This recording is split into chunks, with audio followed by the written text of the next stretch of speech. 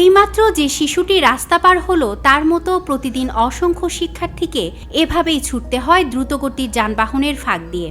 একটু ভুল কিংবা অসাবধানতা মানেই ঘটতে পারে বড় ধরনের দুর্ঘটনা।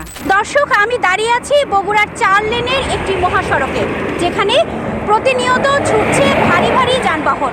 এই ডিভাইডারটি দেখে আপনাদের ঝুঁকিপূর্ণ মনে হলেও প্রতিদিন এখান দিয়েই যাতায়াত করে ছোট বাচ্চা থেকে শুরু করে নানা বয়সী লোকজন। বিস্তারিত আরও জানবো এই প্রতিবেদনে।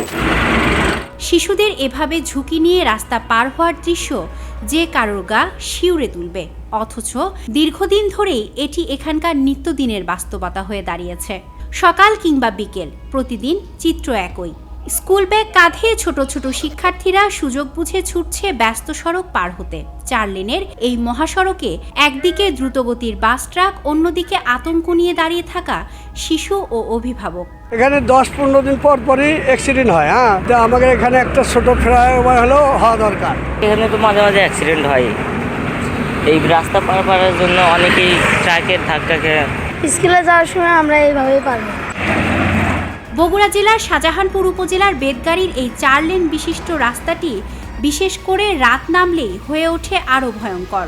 অন্ধকার আর বেপরোয়া গতির যানবাহনের কারণে স্থানীয়দের কাছে এটি যেন এক মরণ ফাঁদে পরিণত হয়েছে।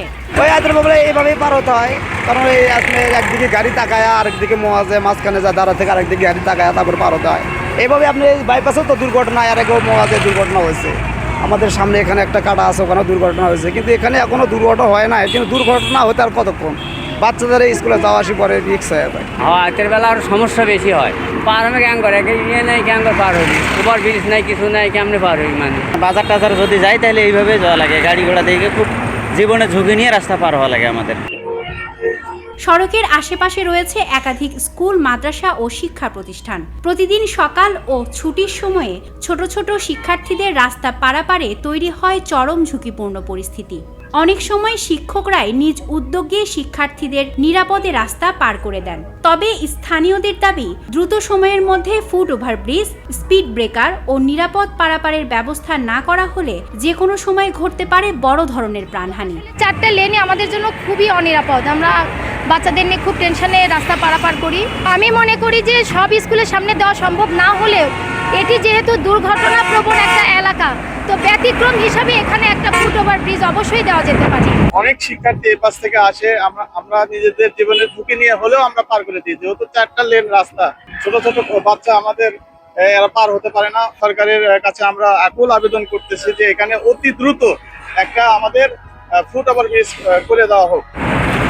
সেই সাথে অভিভাবকগণ জানান, শুধুমাত্র জেব্রা ক্রসিং বা স্পিড ব্রেকার নয়, প্রয়োজন ট্রাফিক নিয়ন্ত্রণের কার্যকর ব্যবস্থা।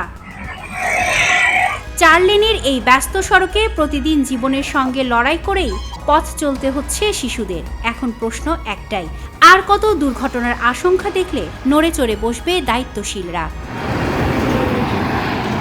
স্মৃতি সঞ্চয়িতা অর্থী, দৈনিক করতোয়া।